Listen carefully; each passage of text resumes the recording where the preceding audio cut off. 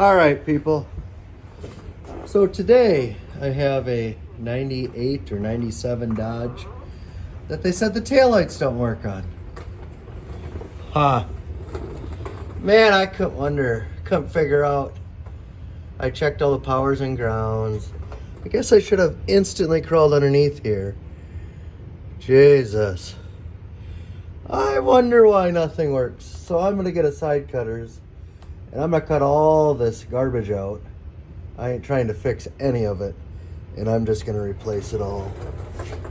I've got too much shit to do than dick around with this. This is unbelievable.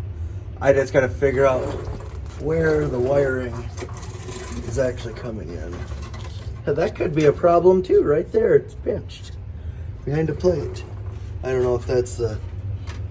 It looks like somebody has already tried running new wiring, unless that's just for the trailer. Oh, it's just for trailer.